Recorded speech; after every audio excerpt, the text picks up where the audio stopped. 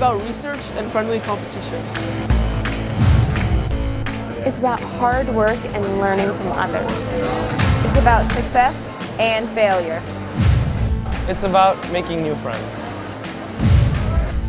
It's about discovering what you can do. It's about seeing how far you can go. We are the Edgar Allan Ohms team. First stands for inspiration and recognition. Science and technology.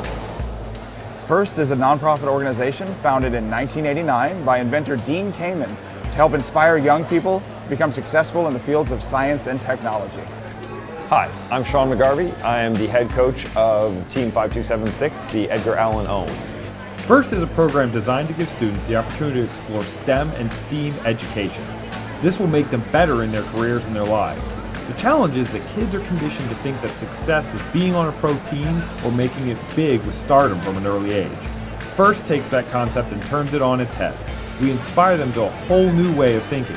Basically what the program does is say, you can be an engineer, you can be a great scientist, you can be a great coder, you can be a great business person. You can be all the things you want to be and still compete in a really incredible event. People always ask me, well, I can't join the team because I don't know any engineering, I don't know any programming, I don't do any of this, but we train all of our students over the summer, so we've had students who joined the team 3 years ago and are now fluent in Java and fluent in AutoCAD and SolidWorks. So we give you this training for free, and you can do almost anything on this team. If you like arts and crafts, you can help us design our t-shirts and our pit design. If you like social media, you can run our Facebook and our Twitter. If you want to do anything, you can be on this team. Anyone can join as long as they're in high school. It's an extraordinary opportunity and extracurricular activity to learn more about STEM. So the process starts with the whole team coming together and discussing, okay, well, this is what we're doing this year. How do we want to go about it? What are the best ways and what are all the possibilities and which ones are the best ways? And then from there, we talk about what kind of designs that we would like to do and which ones would be best for us. We use SolidWorks, which is a computer automated design program. What we use that for basically is to create an in-depth 3D design of the robot on the computer, which we can use to actually create the robot.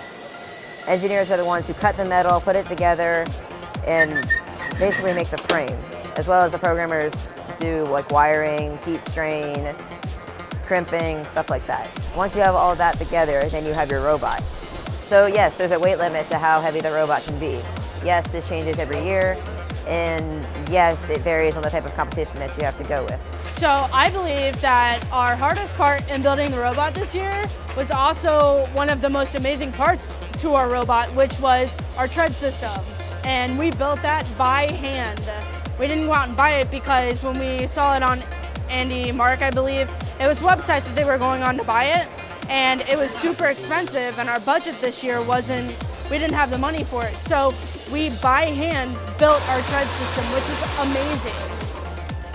We were given an opportunity to do a 16-hour build session, and we jumped on it, and it ended up being one of the hardest nights we've ever done as a team, and we built so much of the robot that night. We got the plating, we got the structure, we got the treads, and it was long and it was hard, and I drank a lot of coffee, but it was definitely worth it. We wouldn't have finished the robot without that night.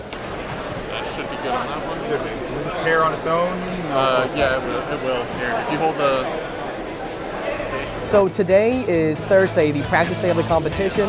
I got here at 6 a.m. The students arrived at 8:30 a.m. And really today is when they get the robot inspected and just to practice before the main competition tomorrow.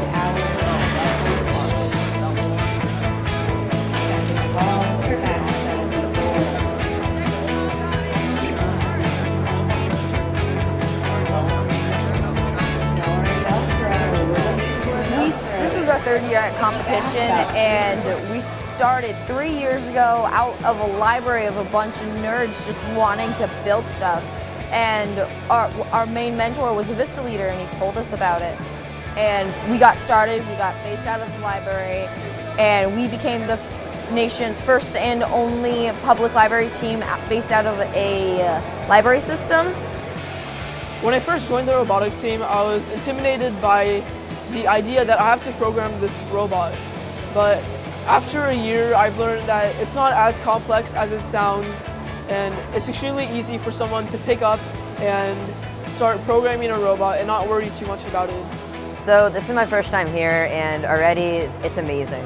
I mean, there's so many people here that are just congregating from around the state, even around the country, and they're all excited about robotics.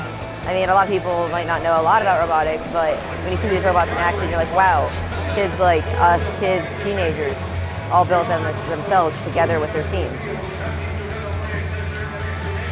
The team is full of people from our community, Pasco County, and we all come from different schools, and we all do different parts in the team, and together, collectively, we're a great team. So being on a team has changed my life dramatically. When I was a freshman transitioning into a sophomore, I learned about the team, and I didn't really think at first that I'd be interested in it because I've never done anything with robotic, and when I joined the team, it opened my eyes to so many opportunities. It has changed my career path because I now plan on and wanting to become an AmeriCorps Vista. So it has changed my life dramatically. I literally would not be the person I am today without being on this team. Every person on that team I will have a friendship with way after this build season.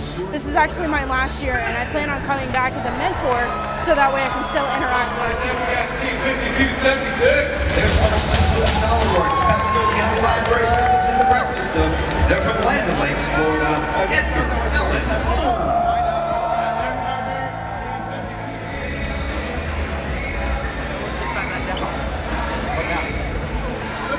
Came off! The tank thread came off! So we've had times where we couldn't really get the robot to do what we wanted it to do. But for example, it was like some of the wheels weren't working as well as we expected it to work. But we've made adjustments in the code as well as redesigning the wheel itself to make it functional, and now it works perfectly.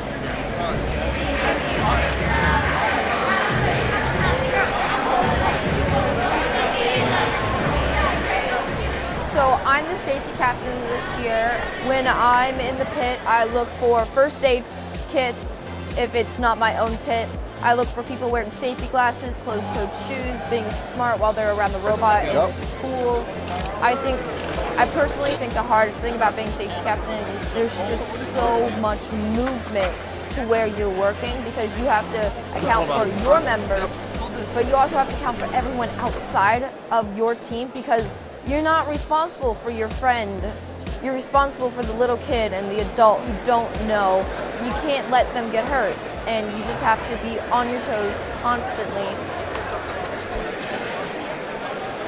And then moving forward, I'll basically secure Two members on the team. We have Benjamin Winokur, and he is an aerospace engineer working for CAE, and he's been fantastic. He joined our second year, and he's really helped the students a lot with learning CAD and everything.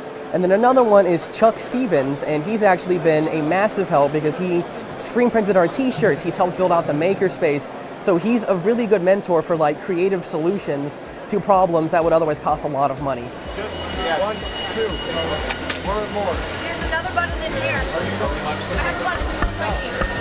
No. Just do it. Go. Robot! Rescue! Watch the lip. Custom tank threads. Robot!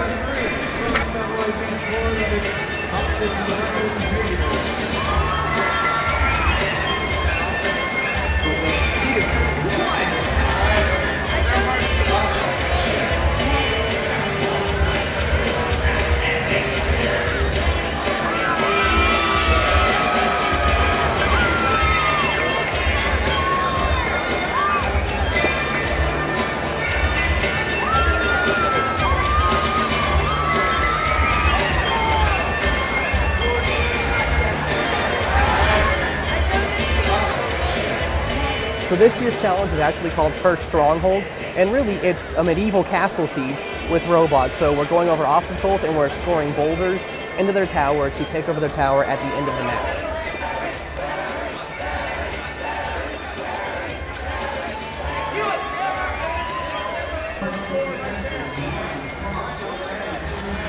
There's a red alliance and a blue alliance each round. On each alliance there are 3 team members for a total of 6 teams playing each round. The team members all work together during that match to try to score as many points as possible, either through autonomous mode, which is the robot driving a pre-programmed system, or through team member control, which is where they actually control the robot. The goal of the game is to score points by getting the ball into the castle. For our robot, it's going after the obstacles and passing them. So we want to cross over the moat, we want to cross over the rocks, and we want to open up the gate.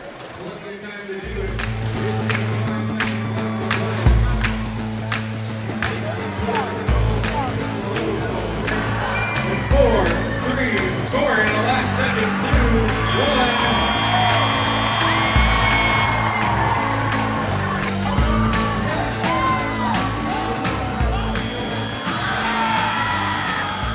As a mentor, I've been able to see the kids grow so much over the past few years. They're now able to understand what needs to be done, how they can do it by themselves, and deal with our budgetary constrictions.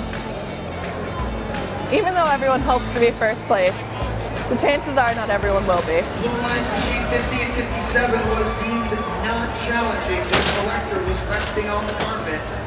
Robots have to be fully on the batter to be considered challenging. Both alliances were able to reach the other's outer defenses.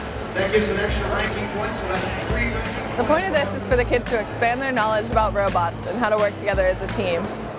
Now we can compare ourselves to new teams that started this year, and we realize how far we've come.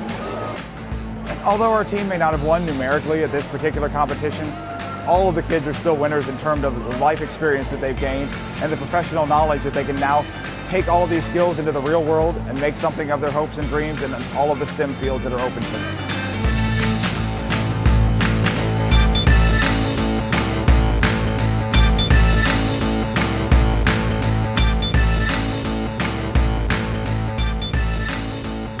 I didn't sleep last night, and I got about 4 hours from Wednesday to Thursday night, and I'm trying, and we're doing real well so far. There's no incidents, nothing major has happened in the entire tournament.